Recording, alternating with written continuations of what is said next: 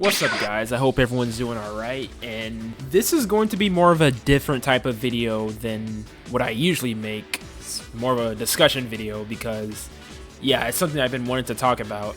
So, as we all know, Dragon Ball Sparking Zero has been out for what, 6 months at this point, and yeah, it seems like everyone's very dissatisfied with the game right now, which I can't say I blame them, to be honest, because like, don't get me wrong, this is still a pretty good game. I play it from time to time. I know I made a video about me uninstalling the game, but honestly, right after that video, I literally installed it back. But Sparking Zero, ever since recently, they revealed the characters for DLC 2, which was like Super Saiyan Daima Goku, Super Saiyan 3 Vegeta, Pansy for some reason, and then Glorio. I think those are all, like, those are the 4 characters. People have been doom posting about this game a lot because basically it all comes down to this game has no content. That's all it is. They released a sequel to Dragon Ball Z Budokai Tenkaichi 3 with no content. Like, once you complete the story mode, what is there to do? Custom battles? Okay, custom battles, it had potential, it was good, but the problem is the community, the Dragon Ball community, is just full of weirdos and just uncreative people. That's all it's full of. So that's why custom battles never took off like that. Because if you go on custom battles, all you'll see is just like a bunch of horny bait freaking custom battle modes and just boring what ifs with the custom battles. I completely blame the community about that. It's also kind of the devs' fault too, because custom battles, making them is not very accessible. Like, the UI is very, let's say, not user-friendly, but yeah, it's just, before the game came out, people were saying, I remember when Afro Senju tweeted about how he's going to be making custom battle content for like 3 years. I guess that aged poorly, because custom battles just ain't nothing. It's nothing. Because once you've played about a few of them, you pretty much just played them all. Absolutely nothing. And now online. Of course, I already discussed online. Pretty much every video I make on Dragon Ball Sparking Zero, I always talk about how trash the online is. First of all, we're playing on delay-based netcode in 2025. Like, that's actually delusional. Honestly, I can't say I was expecting rollback netcode, because what anime arena fighter has rollback netcode? Someone please tell me in the comments, what 3D anime arena fighter has rollback netcode? Zero. Literally zero. Sparking Zero online is garbage, not because just the netcode, because of the tons of weirdos online. People play like absolute, like, I don't know. They always try to find like some weird ass exploit to just like beat you. That's why I don't play ranked anymore. I play on player match because people actually want to throw hands on there. Like, all people would do online is like either like spam key blast, do some weird ass combo reset where it's not even fun anymore. People also do that on player match, but it's not as serious because on player match you don't lose your points like on ranked. So yeah, it's whatever. But we know how, like, people are claiming Dragon Ball Sparking Zero is dead, which it's not. People, like, plenty of people still play this game. Not just because, like, the Steam charts show that, like, people fell off the game doesn't mean, like, everyone stopped playing. There's people still on PS5 and Xbox that play this game plenty of times. But I think the reason why a lot of people left is because the community, just the Dragon Ball community in general, are just weirdos. The people you run into online just play like absolute weirdos. I know I'm using that word a lot, but it's true. That's like the best way I can describe them. Just delusional, I swear. Yeah, that is exactly why people just fell off this game. And like I said, this game has no content outside of the story mode, no offline content. Like, it's weird because Tenkaichi 3 had plenty of offline content. There was like a mission mode and all of that. And I'm confused, like, why didn't Sparking Zero have a mission mode? Was custom battle supposed to be like the replacement for mission mode in Sparking Zero? I don't know. I don't think that's a good enough replacement. And not to mention, like, tournaments are good in Sparking Zero, but compared to BT3, tournament mode ain't nothing. It's so boring. It looks so boring. But however, I am glad there's online tournament mode. That's pretty cool though, how there's an online tournament mode. I'll give them that. even though I haven't even like touched online tournament mode in a while, because nobody plays on tournament mode online. Everyone's always want to be on DP or ranked or singles or whatever, because like it's like this community has like some weird ego where they're like, man, I gotta be better than everyone in Sparking Zero. I gotta be very good at Sparking. I gotta beat everyone on Sparking Zero every time. Like, it's so weird. Like, first of all, this game isn't near a competitive game. I don't even know why Bandai Namco holds tournaments for this game, because this game is super unbalanced. Because if you're playing like MUI Goku or Super Saiyan 4 Gogeta, you pretty much won the game. Like, bro, what's the point of having tournaments for a game that's meant to be unbalanced? Like, that's stupid. That's actually stupid. It's just crazy to me.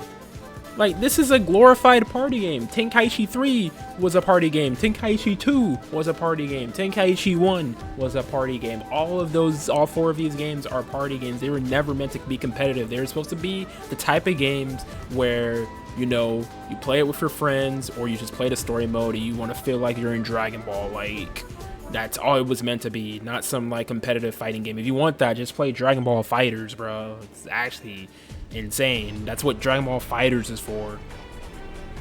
But another thing, I'm sorry if I'm rambling, this is completely unscripted, I'm just like talking. But another thing is, I think some people just got it all wrong as to why people just stopped playing the game. Like I said, one of the reasons is because, you know, the weirdo community online, like how people play online, obviously. But another thing is, people play these anime games for different reasons. That's why it's so weird when I see people just talking about how, oh, nobody plays Bleach no more because the game sucks. No, it's not because the game sucks. Because people play these games for different reasons. People play these games for, they probably just want to play the story mode, or just want to shortly just like play some online matches with the characters, unlock all the characters, and then they just hop off. That's all they do. They don't have to be online, like an online sweat every single day. You see games like Marvel Rivals, the reason why people are on that game every day and it has like a consistent player count is because, first of all, it gets constant updates, and second, that game is meant to be like more of a competitive, you know, online game. Sparking Zero, I don't even know why that game has a ranked mode. It's not. This might be a hot take, but like, seriously, like fighting games, obviously it's a fighting game, but it's nowhere near balanced. Like, obviously, if you're good enough, you can play as Krillin and beat Super Saiyan 4 Goku or Super Saiyan 4 Gogeta or whatever. Obviously, that's if you're good enough. But if you're actually fighting someone who knows the mechanics and you're fighting like Super Saiyan 4 Goku as Krillin, then you lost. Like, you gotta have like basic knowledge of the game, and you can just pick a character that's more powerful than the person you're fighting, and you've already won. That's why like people always complain about, oh, all people do is choose Ultra Instinct Goku, Super Saiyan 4 Gogeta, Super Saiyan Blue Gogeta.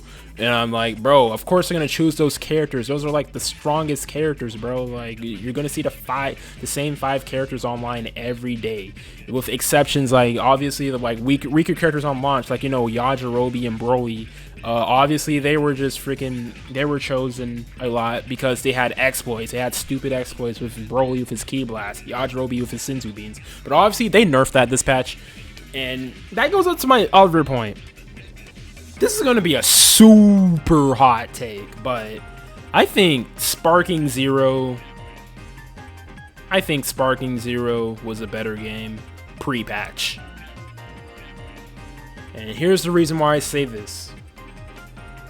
Minus all of the BS like Ki Blast spam, fast unblockable ultimate, perception spam, which you can still do, aftermath strike, you know, all that BS, Senzu Bean. In terms of mechanics, it functioned better, because ever since this patch came out, there's been more glitches. This game has worse tracking now, it has worse hit detection now, and it's just, some of the nerfs they did just make the game way more passive than it should be. Like, this game is not that aggressive anymore. That's why you rarely see people throw hands anymore, because this game is all about zoning now. Like, you can choose Ultra Instinct, you can choose Master Ultra Instinct Goku and start spamming his unblockable Ki Blast and you'll win, because it's just that easy now. They made this game passive. Like, I think the biggest mistake in the patch they dropped, I forgot when it dropped, it was like either December or when the Superhero DLC came out. The biggest mistake they made was making Z-Burst Dash 2 key bars. Why would they do that? Nobody was complaining about Z-Burst Dash being 1 key bar. That's honestly really stupid. That's like the dumbest nerf they've ever done in Sparking Zero so far. I really hope this next patch, if we get a patch when Diamond DLC comes out, because it's not even confirmed if we're getting a balanced patch or not, I really hope they revert it back to 1 key bar when we're doing a Z-Burst Dash, because, bro, 2 is too much, bro. It's honestly delusional. That's what I'm saying. I think Bandai Namco, this is why I don't like Bandai Namco, because they don't play their own games for real. Like, Bandai Namco, Spike, Chunsoft, whatever, they don't be playing their own games for real, to be honest. It's actually insane. Like, at this point, I'm convinced, because with all the changes they're doing, it just seems like they're only basing it off of, like, you know, what people are complaining about online. They're not, like, actually playing these games and saying, like, oh, yeah, look at this, our tracking sucks now, and they haven't even fixed it. Like, the way they update this game is just sad, too. That's another reason why... Oh my gosh, that's another reason why this game is, like, kind of failing. Because the way they're updating it is really bad. They only drop updates when DLC comes out. And that's only, like, once in a blue moon. Like, come on, man. You should drop updates while the DLC is being made, so it'll hold us over until the DLC comes out. Like, drop new stages, drop more content, drop more modes while we wait for the DLC. Why do we gotta play the same game while we wait for the DLC? Why do we gotta be online playing against the same sweaty, smelly Dragon Ball weirdos online while we wait for DLC? That's why people really don't be playing this game for real. No content, the stupid community, and like I said, people play it for different reasons. Not everyone plays online, but yeah, I literally have a friend who never played this game online. Like, they never played rank. They only just play story and offline battles. Like, that's probably the reason why they play it. That's the reason why they play it. They don't want to play, like, online. Like, I feel like some people got to understand that everyone does not play these anime games online. Like Bleach and Sparking Zero. People don't play this game online. I mean, not everyone played his games online like that, especially for Bleach. I know this off top is not even about Sparking Zero, but I've been hearing the same complaints. I've been hearing the same freaking logic for Bleach. People are like, yo, people got off of Bleach because the game's trash. No, it's not. It's not because it's trash, because people just want to play the story mode or whatever, and just experience the story mode for Bleach and then hop off. They're not going to be online and be sweats all day, every day. People, that's not all people do. People don't just sit up here every day smelling like absolute dookie just playing online. Not everyone does that. But yeah, man, my main criticism of Sparking Zero, Bandai Namco, they fumbled. In terms of the game itself, the game is still fun. Like I said, I think it's still a decent worthy sequel to Tenkaichi 3 somewhat. In terms of gameplay alone, just gameplay, I think it's a decent sequel to Tenkaichi 3. My only problem, or my only gripes, are just the bugs and just too many defensive options. That's about it. Other than that, they did a good job in terms of the gameplay. When you're playing with friends and you're just like playing with someone cool on player match, the game is still really fun. But they need to add more content. They need to add more stages. There's so many stages missing, bro. How do we not have the Lookout, Kame's house, freaking space? And they're in the game. They're literally in the game. Why not just make them stages? Especially since we literally had those stages playable in other games already. We had them in like other Tenkaichis, other Rage and Blast already. Like, what? It just feels like a downgrade, bro. The only thing Spike Chunsoft and Bandai Namco got right about Sparking Zero for a worthy sequel is the gameplay. That's it. Everything else is just... It doesn't deserve to be called Tenkaichi 4. Like, oh my gosh, bro. I'm sorry, like, it's supposed to be a rant video, but it's just frustrating how we want content and all they're doing is just dropping trash balance patches and trash DLCs. Like, the DLC's not even that good. All they're offering us is just characters. We already have a decent amount of characters. Like, okay, yeah, it's cool that Daima's getting in. It's cool that they have superhero. But, man, at this point, I don't see where this game could go after DLC 3. After, you know, they finish up Daima. Like, some people are like, oh yeah, they're gonna Xenoverse this game. It's gonna be supported for like 9 years. No, it's not. At this point, the rate they're going, no, it's not. That's why I think we're getting a sequel. We're getting a sequel to Sparking Zero after the DLC. Not immediately after, obviously. I think it'll take like, I don't know, 2 to 3 years to get that sequel to Sparking Zero. But if they were to continue doing DLC, this game will not last long. It's cooked unless they add content. If they add more content, then yeah, I can see it going. Continue. Like, it's got to be enough to bring people back. But if they're going to continue adding these characters, yeah, we're cooked. Like, it'd be nice if we got OG Dragon Ball characters back from Tenkaichi 3 and, you know, Super 17, Nova Shenron.